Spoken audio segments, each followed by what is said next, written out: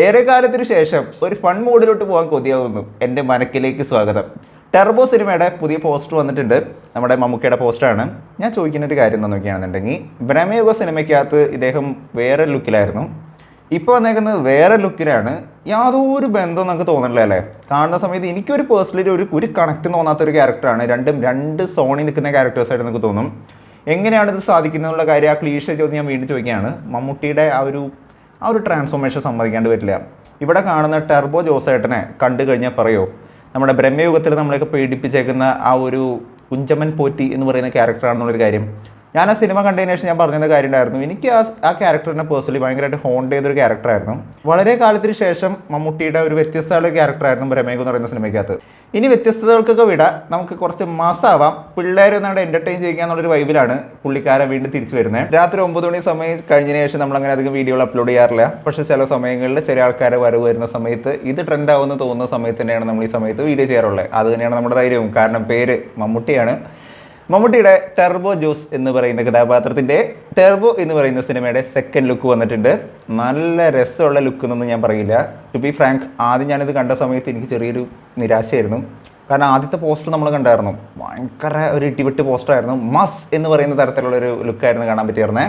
ആ ഒരു പോസ്റ്റർ കാണുന്ന സമയത്ത് തന്നെ നമ്മൾ അന്ന് തന്നെ പറഞ്ഞിട്ടുണ്ടായിരുന്നു, ഇത് ലൂസിഫർ ഒരു ലുക്കിൽ വരുന്ന ആ ഒരു വൈബി വരുന്ന ഒരു പോസ്റ്ററാണ്. കാരണം ടെർബോ ജോസിൻ്റെ ഒരു ഇടി പ്രതീക്ഷിക്കാൻ പറ്റുന്ന ഒരു പോസ്റ്റർ ആണെന്നുള്ളൊരു കാര്യം നമുക്ക് അവിടെ മനസ്സിലാക്കാൻ പറ്റിയായിരുന്നു.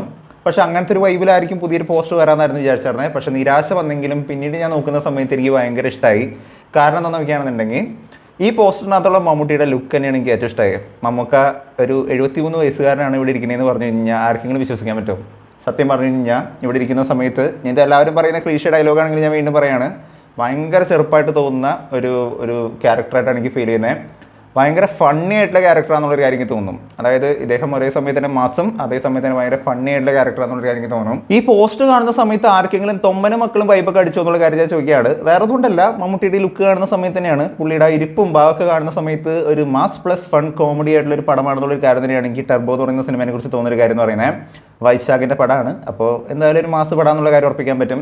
ഫണ്ണാണെന്നുള്ള കാര്യം അദ്ദേഹത്തിൻ്റെ മുഖത്ത് തന്നെ നമുക്ക് കറക്റ്റായിട്ട് മനസ്സിലാക്കാൻ വരുന്നുണ്ടല്ലേ. എനിക്ക് ഈ ഒരു പോസ്റ്റ് കാണുന്ന സമയത്ത് പെടുന്ന ഓർമ്മ വന്ന കാര്യം എന്താണെന്ന് നോക്കുകയാണെന്നുണ്ടെങ്കിൽ, നമ്മുടെ ഹലോ സിനിമയിൽ ലാലേട്ടനും ജഗതി ചേട്ടനൊക്കെ കൂടിയിട്ട് ഇങ്ങനെ നിൽക്കുന്ന ഒരു സീനുണ്ട് ഈ പോലീസ് സ്റ്റേഷൻ്റെ അകത്ത് വെച്ച്, ഇങ്ങനെ ട്രൗസറൊക്കെ ഇട്ട് നിൽക്കുന്ന സീനുണ്ട്. അതുപോലെ ആട് സിനിമയിൽ ചോദിക്കുന്നുണ്ട്, ഇതെന്താടാ മഴവില്ലോ എന്ന് ചോദിക്കുന്നുണ്ട്. എന്ന് പറഞ്ഞ പോലെ ഷർട്ടൊക്കെ ഊരിയിട്ടാണ് ഇവിടെ നിൽക്കണേ, ഭാഗ്യത്തിന് മുണ്ട് ഊരിയിട്ടില്ല, മുണ്ടൊക്കെ ഇങ്ങനെ ഇട്ടിട്ടാണ് നിൽക്കണേ.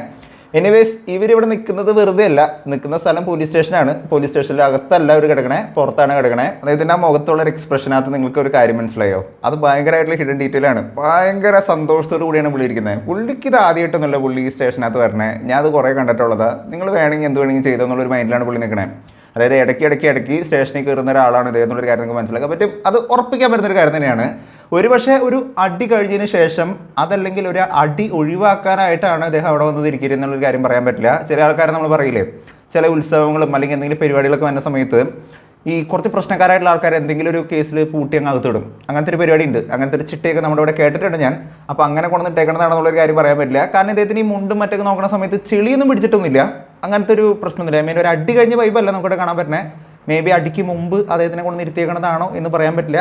മേ ബി പറയാൻ പറ്റില്ല. എനിക്ക് മമ്മൂക്കയുടെ ഈ മാസ് പ്ലസ് ഫൺ പടങ്ങൾ ഭയങ്കര ഇഷ്ടമാണ്. മാസ് പ്ലസ് ഫൺ പടങ്ങൾ എന്ന് പറയുന്ന സമയത്ത് തുറുപ്പുകുലാൻ ഒരു എക്സാമ്പിളാണെന്ന് വേണമെങ്കിൽ പറയാം. അതിനകത്ത് നല്ല ഇടിയുണ്ട്. ഇടിക്കുന്ന സമയത്ത് നല്ല ഇടിയുണ്ട്, എന്നാൽ അതേ സമയത്ത് തന്നെ ഫണ്ണുണ്ട്.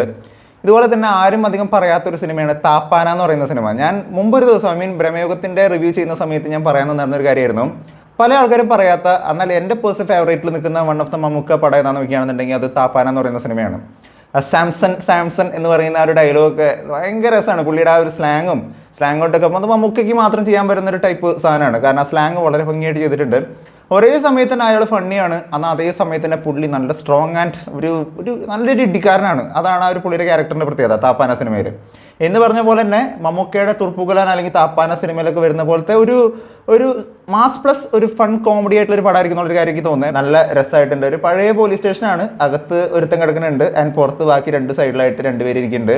ഇവരൊക്കെ എന്ത് കേസുകൾ വന്നേക്കുന്നതാണെന്ന് പറയാൻ പറ്റില്ല. ഇത് ടെർബോ ജോസേട്ടൻ്റെ ടീമാണോ എന്നുള്ള കാര്യം ചോദിക്കുകയാണെന്നുണ്ടെങ്കിൽ എനിക്കറിയില്ല. എനിക്ക് കണ്ടിട്ട് അങ്ങനെ അങ്ങോട്ട് ഒരു പിടി കിട്ടണില്ല. പക്ഷേ ഇത് കാണുന്ന സമയത്ത് എനിക്ക് തോന്നിയൊരു കാര്യം, ടർബോ ജോസേട്ടൻ നല്ലൊരു അടി കഴിഞ്ഞതിന് ശേഷം വന്നിരിക്കുന്ന ഒരു വൈബിലാണ് ഇവിടെ കാണാൻ വരുന്നത്. എനിവേസ്, മിഥുൻ മാനുവൽ തോമസ് എന്ന് പറയുന്ന ഒരു റൈറ്ററിൻ്റെ പടമാണ്.